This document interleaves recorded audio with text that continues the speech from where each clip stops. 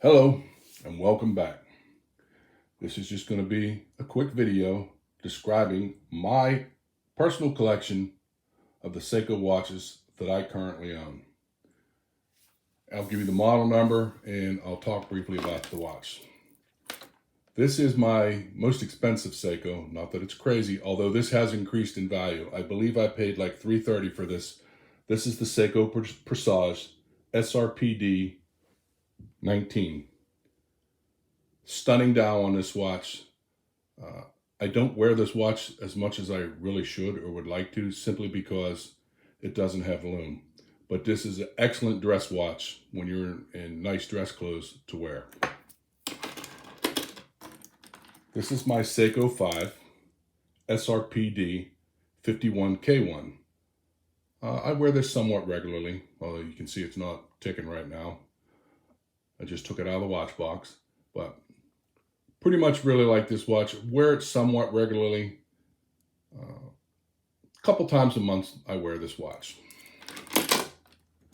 This is my Seiko 5 SRPE 51.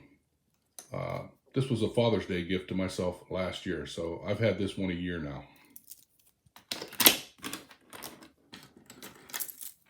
This is a recent purchase. This is my Seiko Kinetic SKA 83P1.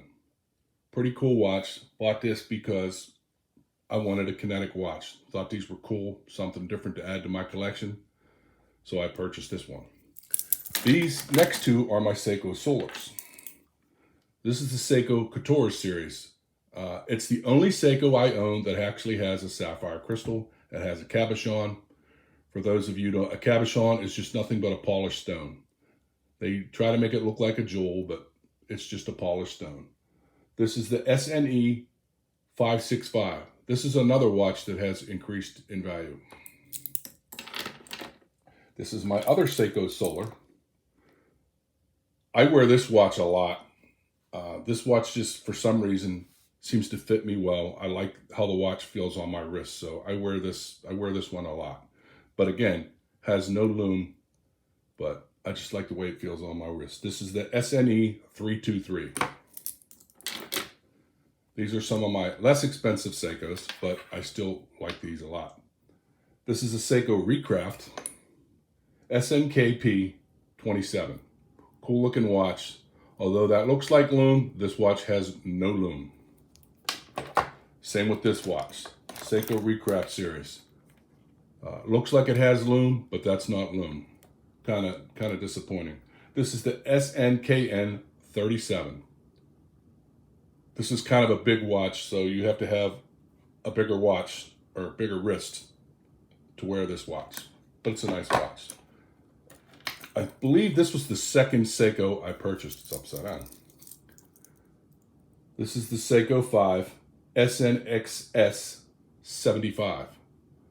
This watch is banged up, scratched. I did replace the band on it, but I wear that one fairly regularly.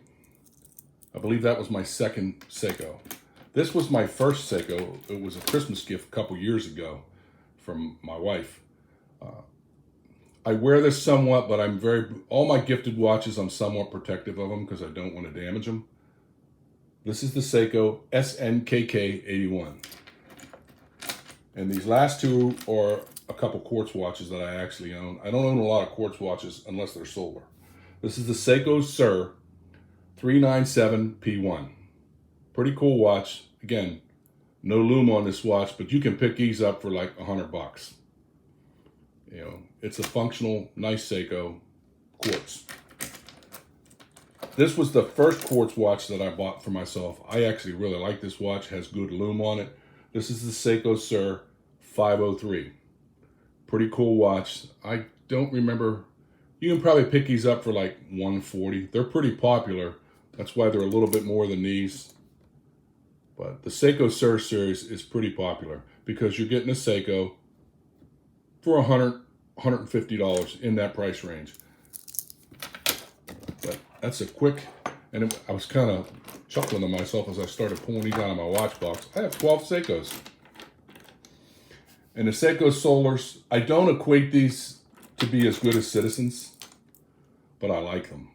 I like the way this one fits too. This has a unique fishbone watch band, but I really like this. And again, this is the only Seiko I own that has a sapphire crystal on it, but it's a pretty cool watch. This one, I do, if I remember correctly, this is my Seiko Presage. I think I paid like $330 for this. They're going for almost $600 now. So, although I don't plan on buying watches as an investment, if you buy the right watch, they do appreciate in value a little bit. I probably wouldn't sell this watch. It's not for sale though, but I wouldn't sell this for anything less than $400 because it's used. But it just shows if you buy the, and you can't really pick which ones are going to appreciate. This one is very popular because of that ice blue dial, and they're getting harder to get. And the crown is really large on this. It's easy to wind, wears well. But one of the watches that I really like in my collection. I wish I wore it more. I'm just afraid of wearing this to work and damaging it.